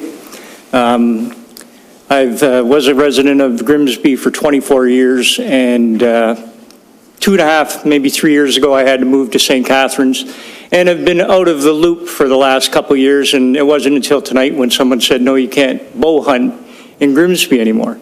And I said, well, why not? You're just up the hill south of Ridge Road. I live in Port Dalhousie now, and I woke up on January 7th. My wife says, "Did you hear that?" And I said, "No, what are you talking about?" She says, "Well, I hear gunshots over on the lake." I said, "Oh, it must be a northwest wind." Because when there's a south wind, I can never, ever hear them. And I used to hunt there when I was a kid because we bought my parents' house. So prevailing winds are southwest. So most of the time, you don't hear gunshots on the lake due to the wind. And I forget where I hunted once where they had like it was a Monday, Wednesday, Friday was hunting in the area, and that in that community was so that they knew when there was going to be hunting and when there wasn't going to be hunting. So why is there not hunting in Grimsby? I don't know. These are the voters. I got notice that there was a meeting here in Grimsby. You know, when they were going to announce the long gun registry, Alan Rock said it was going to be a few $1 million. Cost the people of this country billions of dollars for a useless gun registry, because if they wanted to know where the guns were, all they had to do was see who had a hunting license. And now recently the Liberals are trying to take away hunters' guns. I've been hunting, I'm 63 years old now, since I was 8. And I feel that since I was maybe 17 years old, I've been pounded by the Liberal government with regards to my firearms. 0.05% of accidents with a long gun or a hunting gun have happened in years. So I don't know why there isn't hunting in Grimsby and why council. I'm always surprised that how little politicians or council members know. You hear the squeaky wheels, you hear the negative things, and council should embrace, council should embrace the firearms community. We don't call firearms weapons. That's an American term. There's no such thing as a weapon. In Canada, as a restricted permit holder, I can't talk like I can't say I have pepper spray or a handgun in case I get attacked. That's just not our mentality. You can't, that's a United States mentality. Here in Canada, we're safe. I've never ever come close to having an accident with a firearm in all my life. I hunted with my father when I was little, and my grandmother used to tell me about her stories when she hunted. So you guys, we're the voters. I'm not in Grimsby anymore, but I'd be taking note of all the council members there, and I'd go and I've been, with regards to the latest bill C-21 with the Liberals, I wrote every council member. I wrote every MP. I tried to get in with my MP, and I've wrote a letter to every Senate member. So hunters are passionate about their activity. I might go hunting for deer 5 years and never get a deer, but I'm out in the wilderness. I'm talking to the landowners. I'm letting them know that somebody's dumping garbage in the back corner. Somebody's throwing tires in the middle of his field. We're the guys, we're the eyes, the ears. We know what's going on where none of you guys go, or maybe you do. Or you walk the trail along the lake where it's nice and quiet and feed the birds. Well, we know, we've heard all the things. But council members have to listen to the people, learn. I remember one gentleman said one time, I didn't know you could shoot a Canada goose. I thought because it was called Canada, you couldn't shoot it. Well, go for a walk through the park, you step on all their crap, right? So anyways, thank you very much for listening to me.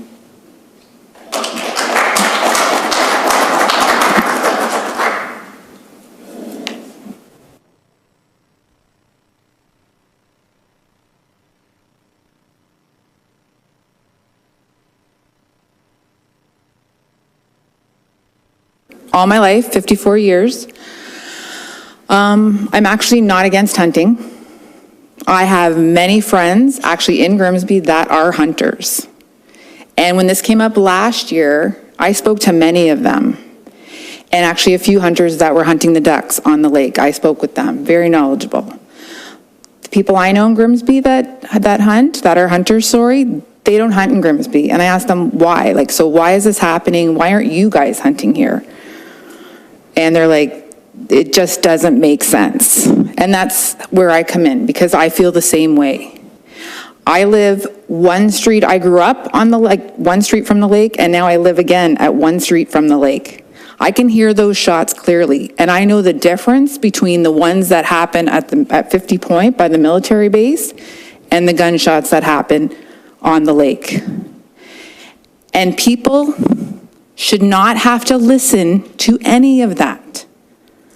And another point is, like, someone mentioned about killing, not hunting. Well, I see the lake and the ducks are sitting there and you're killing them. Hunting to me, like in my mind, is, I don't know exactly where, but there's marshes and there's wilderness, and there's no marshes or anything on the lake in Grimsby. That lake area where they were being shot last year, there's several parks. And when I found out about the hunting or shooting, whatever, I was walking with a friend through Murray Street Park with our dogs one morning. And it was like, what the heck? Like, we both looked at each other in shock. Like, what is that? And then it just started happening, and we kind of figured it all out. And way too close for comfort. I don't think your hunting belongs on that shoreline, and I don't think there's a distance, because I remember talking to one of the hunters when this happened last year, and he said right in that area is where a certain type of duck is. So, you know, it doesn't matter how many feet out you are or whatever, if the ducks are here, there's no point in hunting there. And like the other gentleman said, like, we did a petition.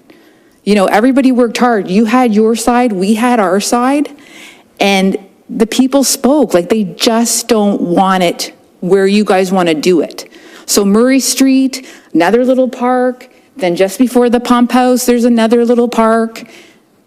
Nobody wants it there. And I feel for the people that do live right on the lake. Several friends, when this came up, speaking to them, and some are, you know, some of the hunting groups said, well, hunting was here before you lived here, so move. Well, that's not realistic. That's not what this is all about. So like I said, I'm not against it. But right there at Murray Street Park, I'm sure you're safe. I'm sure you do everything possible. Like I heard tonight, I heard a lot of information. And I have no doubt that 90% of you are very, very safe. But I don't want to be walking my dog or have my grandkids in the park at Murray Street and people are hunting. And like it was mentioned last year, whatever happened, not all hunters are, you know, whatever, but they were washed up on the shore, carcasses and stuff like that. Like, it's just a small town, and we just don't want it in that area. And it's just wide open. Like I said, there's no marshes, there's nothing. So like I said, I'm not against it. I learned a lot of great information from last year and this evening. Just don't feel it belongs in our small town along that park area. There's lots of places to hunt. Lots of places to hunt. So, like I said, I see both sides, but people, we don't want it along our parkway. There's parks. I took my kids there 20 years ago. No hunting.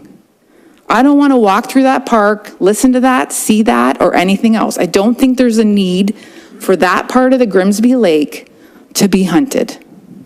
Thank you, everyone, for your time.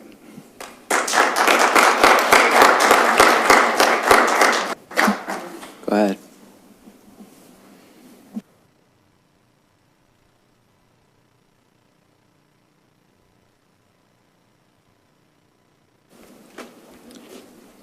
My name's Vince Dita. I'm a resident of Stony Creek. I previously worked in downtown here in Grimsby in the 90s, and through my work at a financial institution, I met a lot of landowners who allowed me the privilege to hunt on their property, and I've been doing that since the mid-90s, so I've been here for a long time.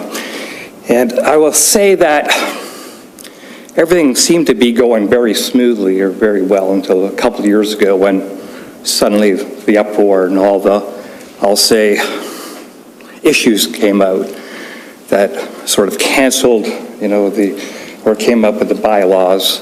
And then subsequent to that, in the feedback through these open forums and discussions, City Council here, or Town Council, amended that bylaw and created the boundaries, or the different areas, which I think are a very good compromise, if you will, because it allows each. And now I'm surprised that it's been taken fully away. And I understand that there's an issue on both sides. I hear about, the fear here, and, we're not going to take that fear away. And there's certain restrictions that need to be in place. As council, you represent a community that is unique because it has both an urban and a rural setting. And I don't know that you're going to get much argument from a lot of people, that say, keep it out of the urban areas. But the rural areas, or the boundaries that you had previously outlined, I feel were very adequate. And those properties up there, for the most part, are private properties. People who hunt and go to those properties have the landowner's permission. The landowner is quite often happy to have them there for A, the control, but B, is another set of eyes. There's a lot of people that trespass. There's a lot of other issues. People are dumping things. So we serve a purpose to each other. And I think what has to happen here is maybe if you have to redefine that previous bylaw that you had put in place with the boundaries, maybe needs to be tweaked a little bit. But I think there is enough there that allows you to work. You've got the associations that were here, the waterfowl folks and the OFHA, they're all here. They're a great resource. They've used it elsewhere. And I think, between what you had as a working model there and some other feedback, you could come up with something that quite honestly will appease the majority of people here. You're not going to get them all on side. Everybody's going to be some issues, but you need to do something that, quite honestly, sort of sets the boundaries that everybody can understand and accept and go on. I mean, I look sometimes and I'm confused because, I look at the bylaw that says, no firearms, no bows. Okay, fine. And then it refers to that original bylaw, but there's a clause in there that talks about, I believe, farming. And, as a farmer, you have the right to protect your stuff, but you're only going to use it through a use of a firearm. So it's sort of contradictory. And I guess, you could sit there and say, if I have permission from a landowner, a farmer, then quite honestly, I'm getting around this issue about whether I can hunt there or use a firearm or a bow to shoot there, right? Anyways, that's all I have to say. Thank you.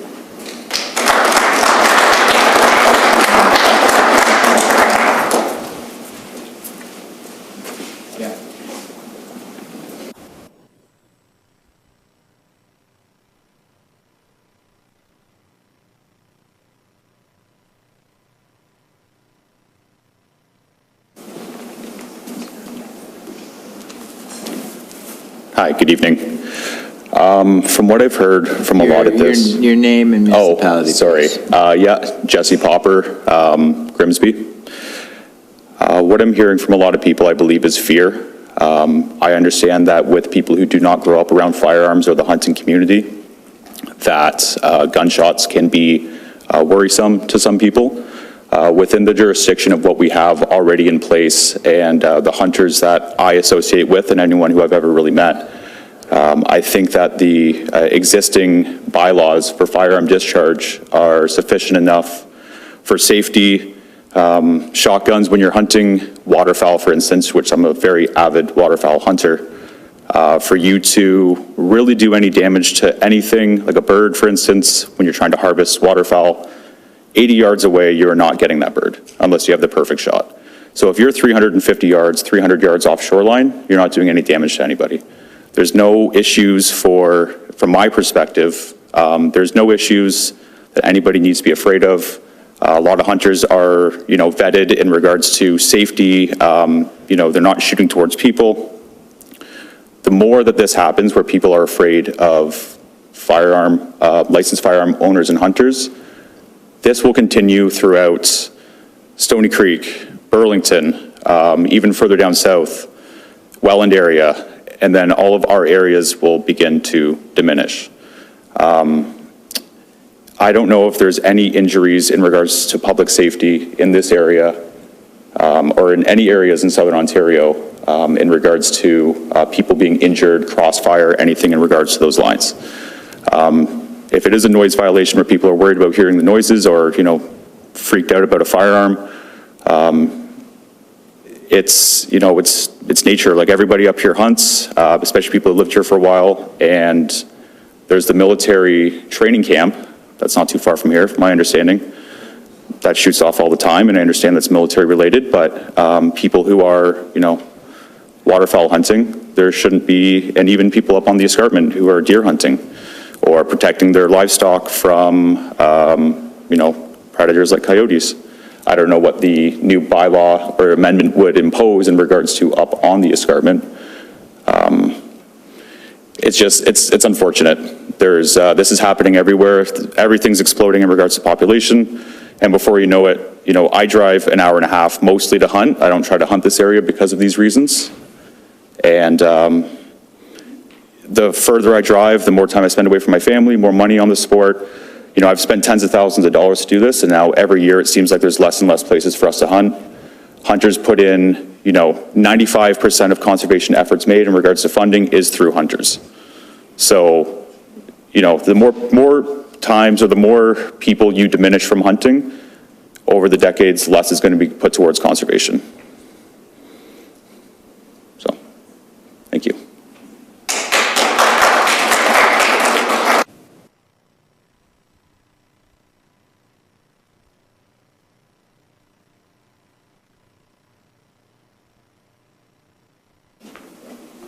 Hello, Gene Lisinski. I live in Grimsby on Ridge Road, south of Ridge Road. I think when you look at like the makeup of the wards in Grimsby, you can tell like there's different areas, and for the most part, everything up above the escarpment is controlled by, not controlled by, but it's Ward 1 and Ward 2. Because I think when those wards were created is because it's unique. You have what goes on down below the escarpment, which I would call the urban area. What goes on up above the escarpment is much different. It's why I moved there 20 years ago.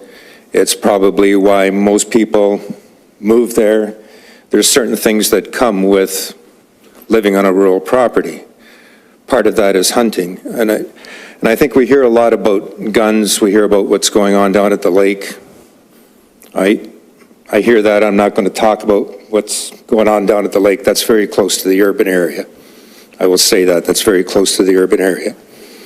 But discharge of firearms was never, like when you go back to the original bylaw, that was in existence prior to, what, 2 years ago? You weren't allowed to discharge a firearm below Mud Street. I believe I'm correct on that, am I not? I think. So it was bow hunting. So for the most part, what we're really talking about is I hear a lot about guns south of Ridge Road and such, but that really has never been allowed. I don't have a problem with whether it's bow or gun, but that is a solution. And there's a solution by having the different boundaries in different districts where perhaps, yes, hunting should be allowed. It's very unique up above the escarpment. Perhaps hunting should be allowed like it was with a bow. Perhaps rifle hunting, gun shouldn't be allowed up above the escarpment. But it's very unique, and I think you have to recognize that a survey is being done. When the numbers come back, obviously they're going to be completely disproportionate if you have everybody in the urban area answering the survey. I filled out the survey today. Somebody that has 10 acres of land, that could be one survey for 10 acres of land. 10 acres down in Grimsby probably represents, I don't know, 5,000 people. it's not proportionate, and that has to be considered. Thank you.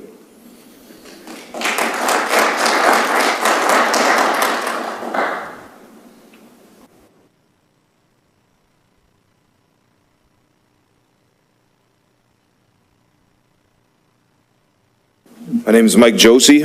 My family's lived in Grimsby for the better part of 70 years.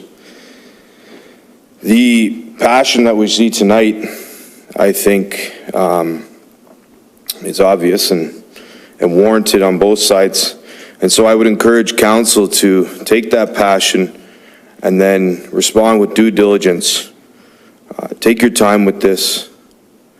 Seek the experts' opinions. Personally, I strongly support the discharge of firearms south of Ridge Road. And based on expert opinion, I think there's something to be said for buffer zones on the lake. Take your time, do it right. There's so much passion with this that also when you get to that decision point, be sure to communicate. There's so much miscommunication here. And I think that the passion that we hear tonight from residents and non-residents on both sides of this issue, communicate it well. There's so many different opinions here. I've voiced mine. I thank you for this time, but do it well, do it right. You owe it to us.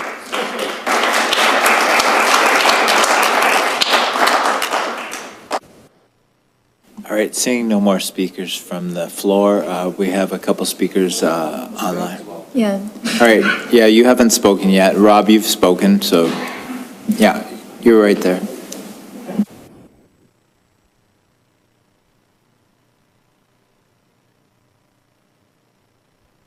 Yes, yeah, we're aware of that. Thank you. Mr. Mayor, members of council, and the public, my name's Ken Durham. I have land, I think it's in Ward 1. It's south of Mud Street on the east side of 30 Road, but I live in West Lincoln. We farmed there. Our family's been there for 150 years, got a provincial award for it. I made presentation before other councils on this bylaw. To my mind, you had a good bylaw that you have rescinded, where it gives some restrictions and no firearm discharged below the escarpment, but you went to the escarpment and to Mud Street. I want to put a few facts to you. Our group hunts coyotes and have done it for years. We were called in by the Niagara Regional Police to hunt in Grimsby. I said no without permission. We did get permission from the clerk to hunt on all roads and cemeteries. Of course, you know we get permission from landowners. We did. Facts I want to leave with you is when I was on Sobey Road, they asked me to look at the deer behind me. We were hunting coyotes. I counted 19 deer coming out between Elm Street and Sobey Road behind me. I talked to a Niagara Regional police officer who was, I thought, doing speed checks with radar. He said, no, he just filling out reports. I talked to him about hunting. He told me Park Road between Ridge and Mud Street had an average of 3 deer car collisions a week. I think it was a week after that somebody rolled their car in West Lincoln, tried to miss a deer. I think the man died. Federation of Anglers and Hunters that I'm a member of tells you across the province that every 39.5 minutes there's a deer car crash collision. I'm talking about deer. Those are some facts that I've come across in my life. I've hunted. I want to just leave you with my opinions as you had a good bylaw that you just rescinded, and you should go back and look at it. And as the previous speaker said, maybe you need to tweak it as to what is said tonight. But I think you need to look at wildlife management. It is there. Development is here. It's not going away. The wildlife needs a place, and they're going to congregate and cause a problem amongst farmers. I believe in some of the facts, and I would like to leave it with council. At one time, I made presentations to not this council, but the previous couple of councils ago. It should be on record as what I've said. At that time, I brought up to the previous mayor that you have a Sunday gun hunting law in Grimsby passed, and it was a letter came from the Minister of Natural, Minister of Natural Resources, allowed Sunday gun hunting. To my mind, if you hunt with a gun and you're hunting on Sunday, you pull the trigger. So you have a firearm discharge law. Unless you have rescinded that, I think you should research and see if it's legal to still hunt on Sunday in Grimsby. That's all. I just want to recap a few things in my old age and hope you get it right, tweak a few things, and let the hunters do some wildlife management for you. Thank you.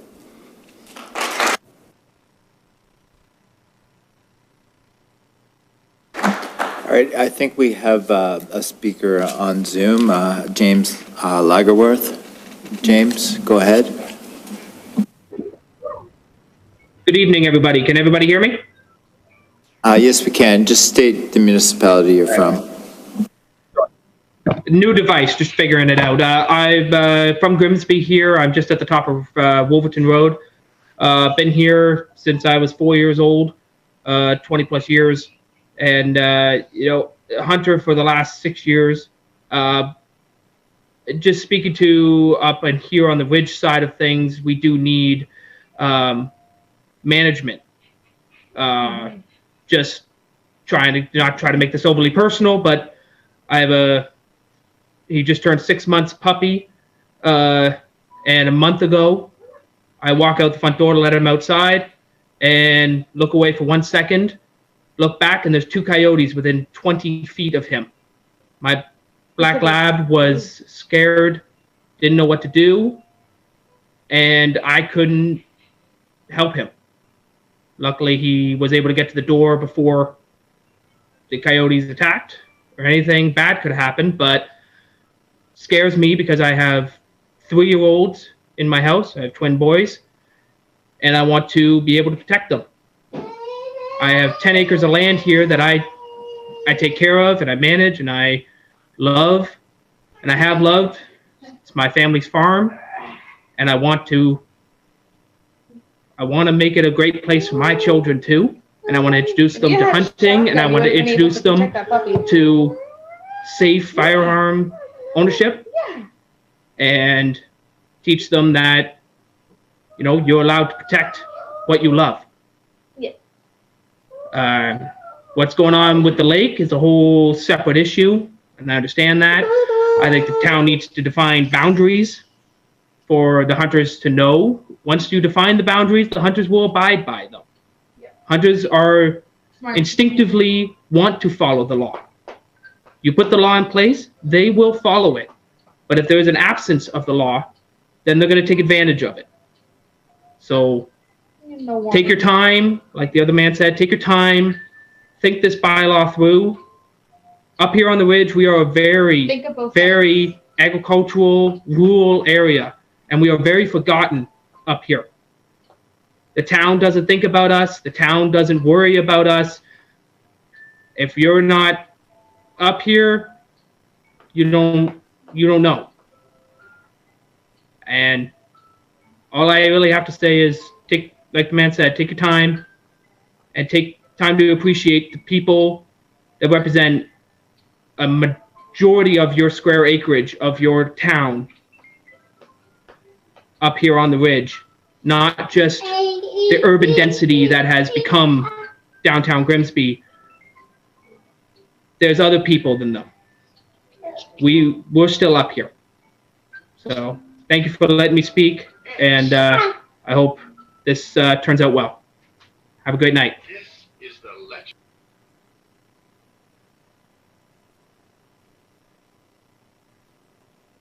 All right, seeing no speakers from the floor who haven't already spoke, we will close this public meeting, and I ask everyone to just leave the council chambers relatively quickly so we can get the security officer off the clock. All right, so meeting is adjourned. Thank you and good night, everyone.